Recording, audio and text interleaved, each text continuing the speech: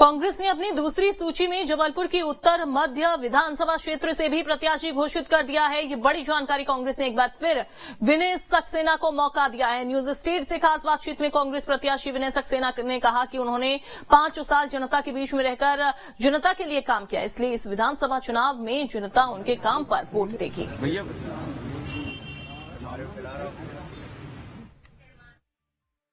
कांग्रेस ने अपनी पहली सूची जारी कर दी है, जिसमें जबलपुर की उत्तर मध्य विधानसभा क्षेत्र से एक बार फिर विधायक विनय सक्सेना को मौका दिया गया है। दूसरी बार चुनाव लड़ेंगे, कितनी तैयारी, और जैसे कि संभावित नाम तो थे पहले से तय कि जो विनिंग कैंडिडेट है उन्हें ही मौका दिया जाएगा।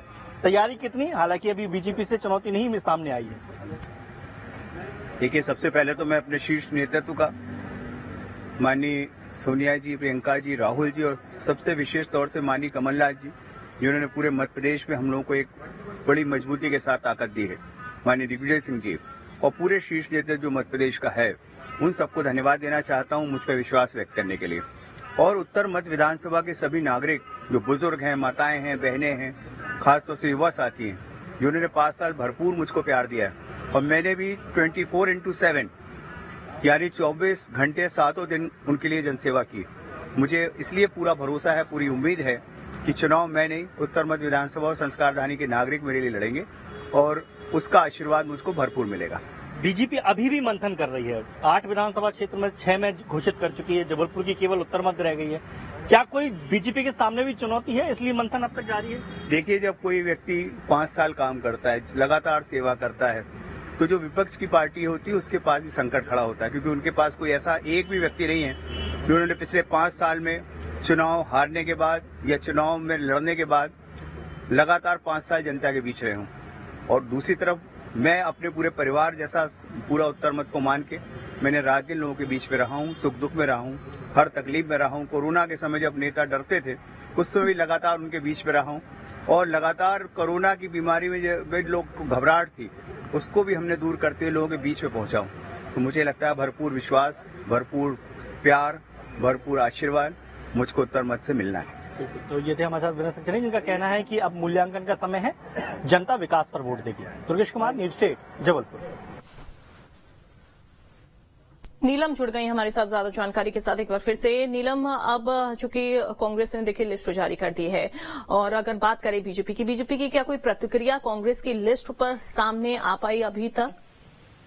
जी बिल्कुल, देखिए जैसे ही कांग्रेस की लिस्ट सामने आई तो उसके बाद जो है बीजेपी की तरफ से भी अलग अलग प्रतिक्रियाएं जो है सामने आ गई है।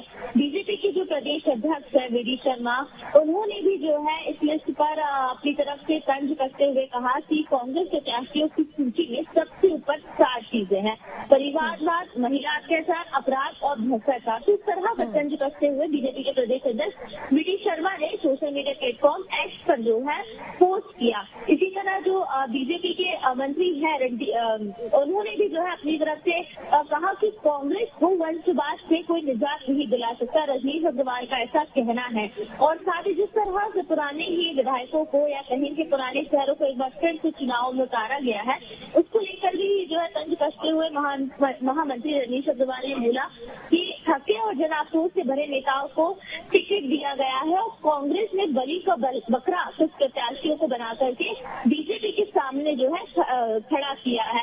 तो इस तरह से हम देख रहे हैं कि आरोप प्रत्यारोप का जो दौर है वो सामने आया है। बीजेपी के मीडिया प्रभारी आशीष अग्रवाल ने भी कुछ जो है इसी तरह का पोस्ट करके ये कहा कि कांग्रेस ऐसे लोगों से भरी हुई है, ऐसे नेताओं से भरी हुई है जो महिलाओं को उत्पीड़न करते हैं, जनजातीय जो नायक है उनका शोषण करते हैं। और जो सूची आई है वो सिर्फ और सिर्फ परिवारवाद, दागदार और भ्रष्टाचार की भेंट चढ़ी है। तो आरोप प्रत्यारोप का दौर भी जो है देखने को मिल रहा है। बीजेपी की तरफ से भी अलग अलग जो है प्रतिक्रियाएं सामने आने लगी हैं। जी बिल्कुल नीलम, चूंकि जो जिक्र आपने किया कि तंज कसा गया कांग्रेस के ऊपर, कांग्रेस की लिस्ट पर तंज कसा कि परिवारवाद को जगह दी गई है। जब बीजेपी की लिस्ट जारी हुई थी तो बीजेपी की लिस्ट जारी होने के बाद भी सवाल उठ रहे थे कि बीजेपी ने भी परिवारवाद का, चूंकि जिसके खिलाफ बीजेपी रहती थी वो कहती थी कि हमारी पार्टी में परिवारवाद नहीं होता है, लेकिन लिस्ट जारी होने के बाद में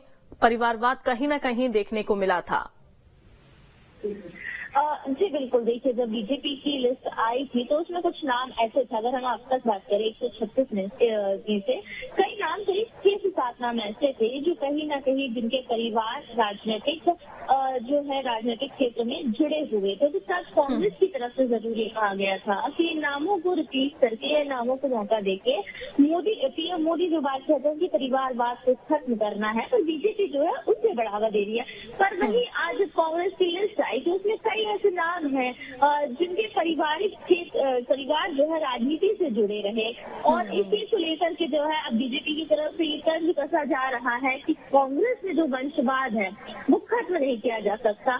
और देखिए अगर हम बात करें जयवर्धन सिंह को टिकट दिया गया है, लक्ष्मण सिंह को टिकट दिया गया है। जयवर्धन सिंह पूर्व मुख्यमंत्री दिग्विजय सिंह के बेटे हैं, लक्ष्मण सिंह उनके और जो है भाई है पूर्व मुख्यमंत्री दिग्विजय सिंह के। कांतिलाल भूरिया की जगह उनके बेटे विक्रांत भूरिया को जगह दी गई है। तो ये कुछ नाम ऐसे हैं जो कि कहीं ना कहीं परिवारवाद की जो है इशारा कर रहे हैं, और बीजेपी को ये एक बड़ा मौका मिल गया है परिवारवाद का आरोप एक बार फिर से कांग्रेस के लगाने का। जी अब आगे में कांग्रेस की कैसे रणनीति रहती है? अच्छा, एक और चीज यहाँ पर नीलम, क्या ये लिस्ट जारी होने के बाद में क्या बगावत के सुर कांग्रेस में देखने को मिल रहे हैं?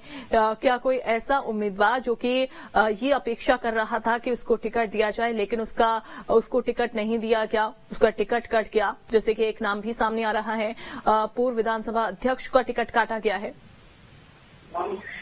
जी बिल्कुल, देखिए अगर हम पहली सूची की बात करते हैं तो इसमें ज्यादा कोई बड़ा फेरबदल टिकट को लेकर के दिखाई नहीं दे रहा है। कुछ एक नाम को अगर हम छोड़ दें, जैसे कि पूर्व विधानसभा अध्यक्ष एनपी प्रजापति है, उनका टिकट जो है काटा गया है। तो जाहिर तौर पर हालांकि अभी तक जो है उनकी तरफ से कोई प्रतिक्रिया नहीं आई है। एनपी प्रजापति की जगह जो है गोटेगांव से शेखर चौधरी को प्रत्याशी बनाया गया है। वहीं कटंगी से जो विधायक है कामलाल सहारे, उनका टिकट काट करके पूर्व सांसद बोध सिंह भगत को जो है मौका दिया गया है।